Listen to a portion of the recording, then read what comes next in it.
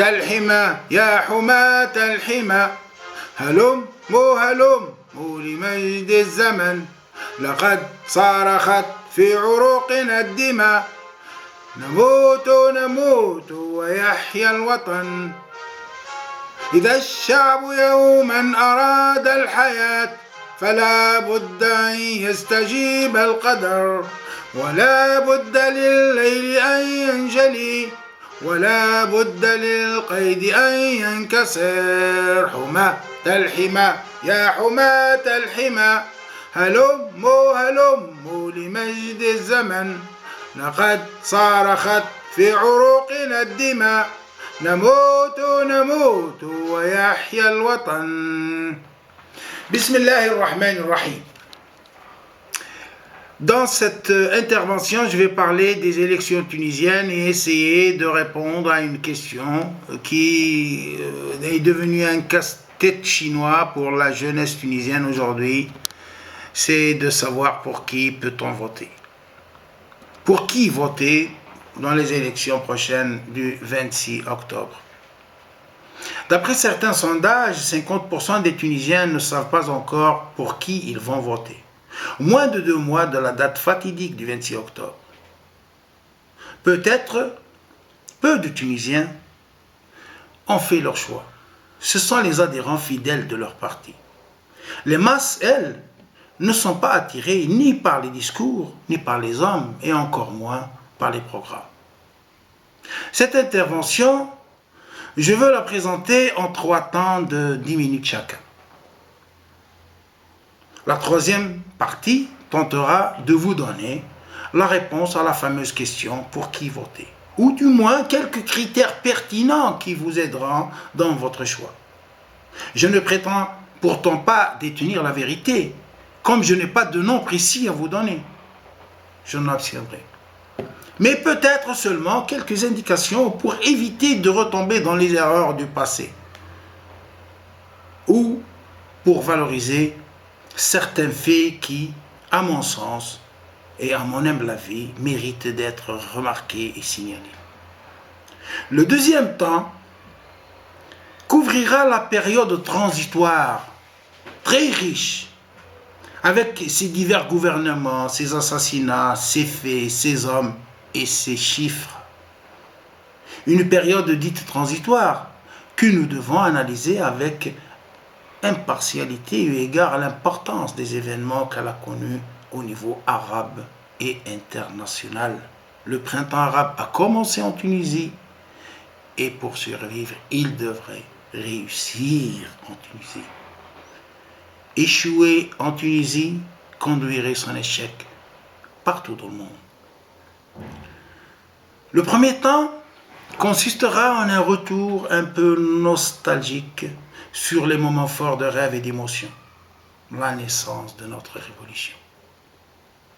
Un bref rappel rétrospectif nous donnera peut-être quelques éléments de réponse à notre question. Pour qui voter ? Le 14 janvier 2011, les Tunisiens transforment l'essai d'une série de révoltes et de protestations commencées le 17 décembre. Un habitant marchand ambulant de Sidi Bouzid paya de sa vie.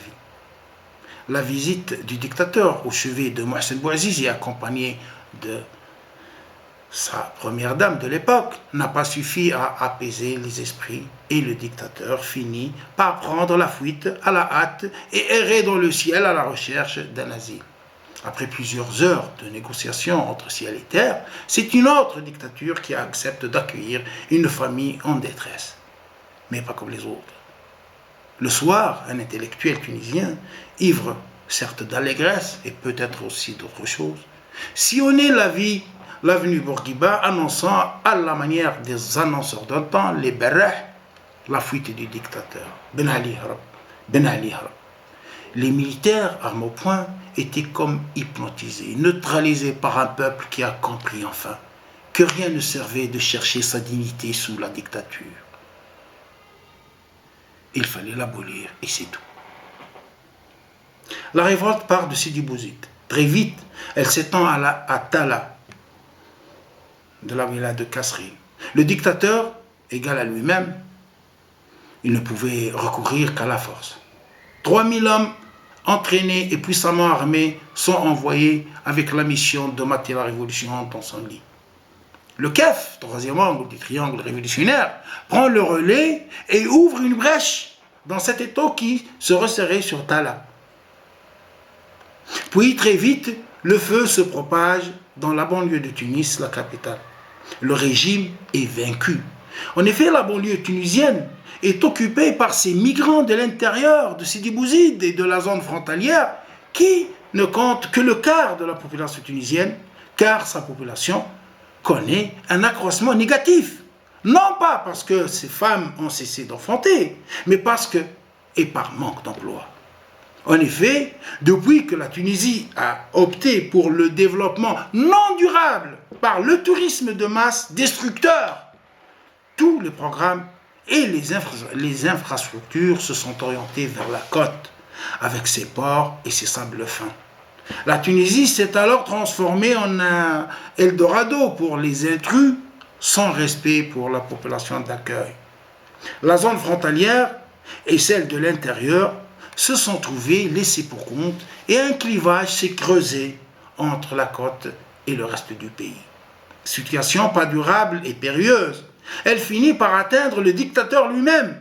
Il a pourtant tout fait pour s'en prémunir.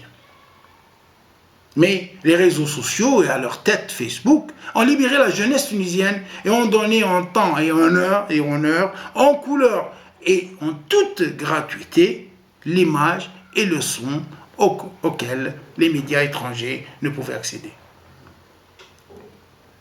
Les Tunisiens ne croyaient pas leurs yeux. Ivres de leur révolution, ils entonnaient les vers du chantre tunisien, mort très jeune, Abou Qasim Chebi. Si le peuple veut la vie, le destin acquiesce forcément. L'hymne tunisien, ainsi que son drapeau, font le tour du monde. Le premier président du monde, Barack Obama, félicite le peuple tunisien dans un air on ne peut plus sincère. La vie politique est alors occupée par les mouvements de masse et la société civile. Le consensus conduit à l'organisation d'élections libres et la Tunisie transforme encore une fois l'essai. Elle réussit son passage, non pas à la démocratie, car c'est un chemin très long, mais elle réussit à organiser des élections libres et transparentes. Le peuple a alors décidé, il a choisi ses représentants, tous de l'opposition à Ben Ali. Il a ignoré tous les symboles de l'ancien régime, mais il a réparti les forces de l'opposition de façon inégale, car parmi elles, il a ignoré l'extrême gauche, malgré sa participation à la révolution. Les islamistes de la Nahda se taillent la part du lion et gagnent la confiance de près de la moitié des votants. Vient ensuite les partis libéraux et socialistes, puis en dernier une multitude de mouvements ou d'indépendants. Les islamistes, forts de leurs 41% de sièges au Conseil constitutionnel, ne trouvent aucune difficulté à former une coalition gouvernementale. Il donne à la Tunisie son régime politique, un régime hybride, qui minimise le poids du président au profit de celui du chef de l'exécutif. Bien sûr, choisi parmi le mouvement Nahda. Ils sont les maîtres de la Tunisie. 3 années plus tard, nous voilà de nouveau devant les urnes, dans des situations nationales, régionales et internationales différentes. Alors que devons-nous faire? Qui allons-nous élire? Les anciens ou ceux qui les ont précédés? Autrement dit, les islamistes de la révolution ou les hommes de Ben Ali? Devrions-nous s'abstenir de voter? Certainement pas, car nous aurions fait le jeu des anciens et des contre-révolutionnaires. Y a-t-il une troisième voie? Peut-être. Serait-elle celle de l'indépendance?